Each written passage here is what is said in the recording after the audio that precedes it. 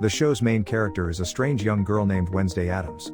The little girl, who is only 13 years old, hardly ever displays any emotion and is completely consumed by an odd preoccupation. She is also well known for dressing in bizarre, gothic black and white, which everyone finds odd. Wednesday enters her high school in the opening scene with a sinister expression on her face. She discovers her brother, Pugsley, chained and holding an apple in his mouth inside her locker. As she pushes him away, Wednesday suddenly experiences a vision in which she recognizes the person who tormented her brother. We learn that she is not a typical child in this passage. By simply touching someone, Wednesday has the capacity to glimpse both their past and their future. She enters the swimming room carrying 2 bags filled with piranhas after she realizes that a group of bullies from the swim squad are responsible for this. She then calmly lets the vicious piranhas loose in the pool. Nobody targets her brother but her, Wednesday asserts as the bullies flee for their lives in horror. The parents of Wednesday are introduced in the following scene as Morticia and Gomez.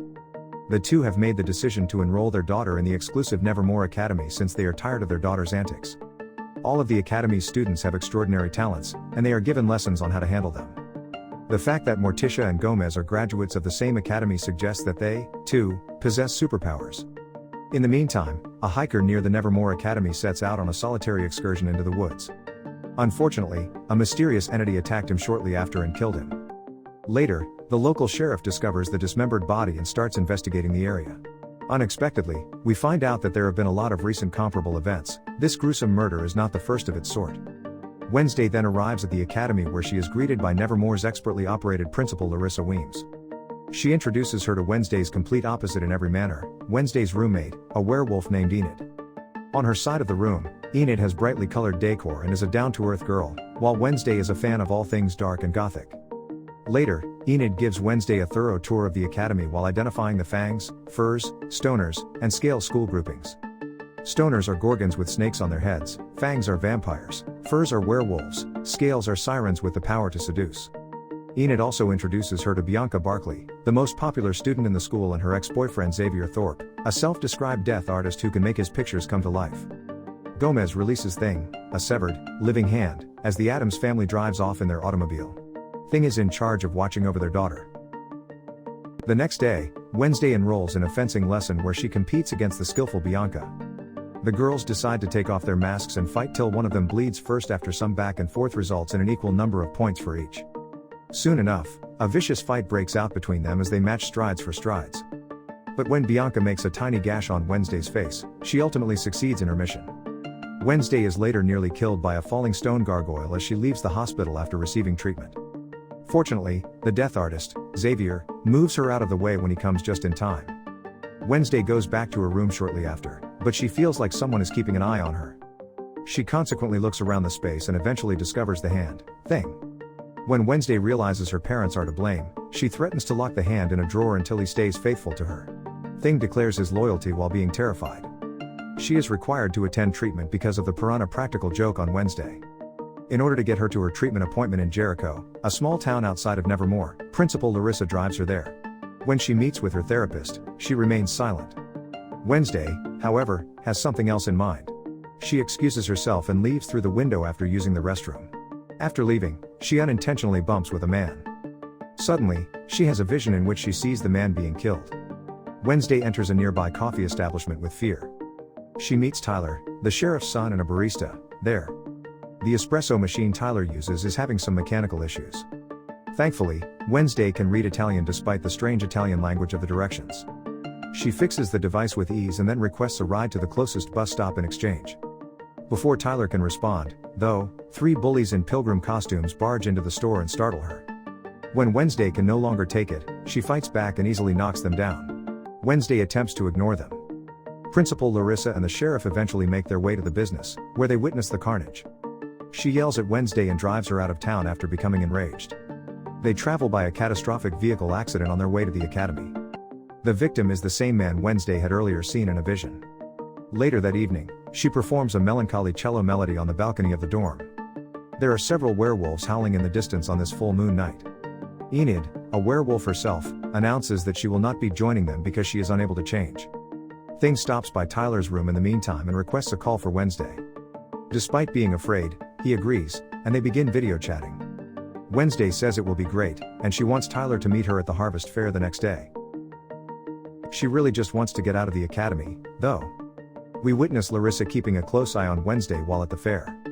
Despite this, the young goth somehow catches up to Tyler. The two are on the verge of leaving when Wednesday accidentally runs into Rowan, one of her classmates. Since Wednesday touched him, she has a vision in which Rowan has been viciously mauled to death by someone. He flees into the woods right away. She changes her mind and pursues him to break the news after becoming terrified. Rowan secures her high up on a tree using telekinesis before she has a chance to speak. He continues by saying that his mother, a gifted seer, had a vision of Wednesday destroying the Nevermore Academy 25 years prior. Rowan thinks that in order to prevent anything awful from happening, he must kill her.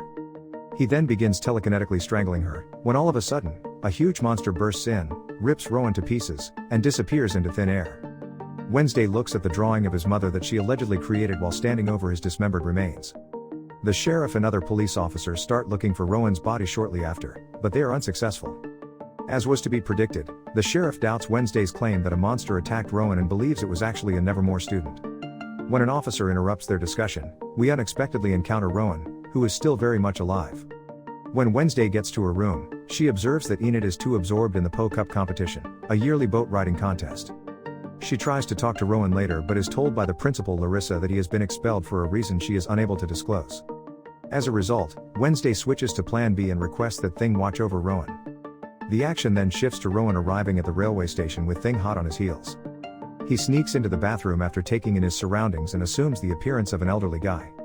Sadly, Thing gets distracted and misses this metamorphosis. Later, he takes on the identity of Principal Larissa. This exposes that she is actually a shapeshifter who is trying to cover up Rowan's death for whatever reason. Without any other choices, Wednesday searches the woods for signs of Rowan's murder. Tyler, who is after his father, is traveling with her. She eventually locates Rowan's glasses, and as she lifts them up, she is struck with a vision. She sees a purple book in the vision where Rowan acquired the drawing. Without wasting any time, Wednesday asks her teacher about the book, and the latter replies that it belonged to the Nightshades, a former club for students. But the society has long since been abolished. Wednesday sneaks into Rowan's room after school to look for the book. Under his bed, she discovers a mask, but Xavier shows there before she can leave. He is, in fact, Rowan's roommate. As soon as Bianca arrives to see her ex, Wednesday instantly hides under the bed. She hears them talking, and finds out that Bianca intends to humiliate Enid in the forthcoming boat riding competition. So, as soon as she gets back to her room, Wednesday makes the decision to support Enid by entering the contest so that they can defeat Bianca. Wednesday and Enid prepare for the contest the following day. Since there are no regulations, everything is fair game, and Bianca is taking advantage of this. There are 4 teams, and the object of the game is for them to row a boat to a location and back. The winner is the first person to cross the finish line unharmed and without passing out in the lake. Bianca makes a clue about one of her buddies who is prepared to sabotage the other boats as the competition gets underway. The friend, who later reveals herself to be a mermaid, jumps into the lake and flips one of the boats over, which eliminates the team. Fortunately, Wednesday and Enid are ready, and with Thing's assistance, they succeed in capturing the mermaid. Wednesday, however, experiences a different view while competing. This time, she sees a version of herself with blonde hair who informs her that she is the key. When Wednesday finally realizes what is going on, she discovers that Bianca's team is in the lead. She and Enid opt to play dirty since they are unwilling to give up. They finally succeed in winning the contest by using Bianca's cunning strategies against her. This marks the first time in 40 years that a non-siren team has triumphed in the prestigious competition. Later, Principal Larissa presents the Po Cup trophy to Enid in celebration of the winning squad. But Wednesday can't handle the attention, so she turns to Edgar Allan Poe, a former pupil of the Nevermore Institution, for comfort. Under the stone book he's clutching, she suddenly notices a symbol. The carving on the picture Rowan gave her before he was killed by a mall has the same sign. Wednesday gets a clue, snapping twice, after quickly solving a series of puzzles engraved into the book. She abruptly snaps twice, revealing a hidden chamber and a hidden passageway. There, Wednesday is able to locate Rowan's book where he tore the image. She places the book in her backpack, but someone quickly places a black bag over her head. Soon later, when the bag is removed, she discovers that the Nightshades group is made up of Bianca, Xavier, and a few other pupils. It turns out that Principal Larissa covertly reconstituted the organization after it had previously been disbanded. Wednesday is persuaded to join their gang by Xavier, but she immediately declines and leaves. The annual outreach day, during which the Nevermore pupils will have to interact with normies by working alongside them at their businesses, as announced by Principal Larissa in the following scenario. Wednesday informs Xavier that his roommate might have been murdered once they get to town. Considering that Rowan was simply ejected, the latter does not believe he is dead. Wednesday still gives him the drawing that Rowan's mother made despite this. When Xavier examines it closely, he discovers that Joseph Crackstone, the founder of Jericho, is shown in the image. Later, Wednesday makes the decision to work as a volunteer in the Pilgrim World, the location where Jericho's past is preserved. She runs across Eugene, a young boy she had gotten to know through the beekeeping group. The two start conversing and taking in their surroundings right away. The Pilgrim World's carer, Miss Arlene, soon approaches the students. She leads them through the museum and describes some of Joseph Crackstone's favorite artifacts. When Wednesday inquires further about the relics, he discovers that they include the original agricultural equipment, dining room utensils, and even the family chamber pot. She would like to work there, but she is unable to due to renovations. Instead, they will all be employed by the ye old fudgery to serve cakes and fudge to visiting visitors. Later, Wednesday enters the Crackstone family chamber undetected with Eugene's help. The girl from her vision is shown in a painting of the historic meeting place that she discovers. She soon discovers the book the girl was holding as well. The blank pages, though, lead Wednesday to believe it is a fake when she notices them. Arlene, the nanny, shows in at that same moment and catches her. Arlene reluctantly admits that the original book was taken last month when Wednesday inquires about it. At the coffee cafe, Tyler and Wednesday meet up again later. Tyler responds to the second person's question regarding Joseph Crackstone by saying that what is left of the old meeting house is hidden away in the woods. Meth heads stay there because it is essentially a ruin and a crash pad. Wednesday and Thing immediately head into the woods in search of Joseph Crackstone's residence. They ultimately locate it, but Thing chokes the homeless guy and scares him away. Wednesday has an unexpected vision. This time, she goes back in time 400 years. We recognize the blonde girl she spoke with in the previous vision. The girl is being surrounded by locals who are calling her the devil's offspring. Joseph Crackstone soon emerges from the throng and refers to her as Goody Addams.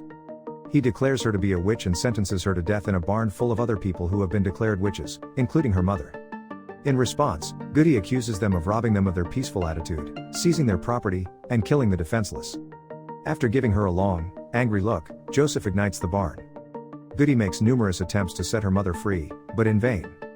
Finally, when all other options have failed, she escapes through a trapdoor. Wednesday joins them in the barn as they watch this all go on.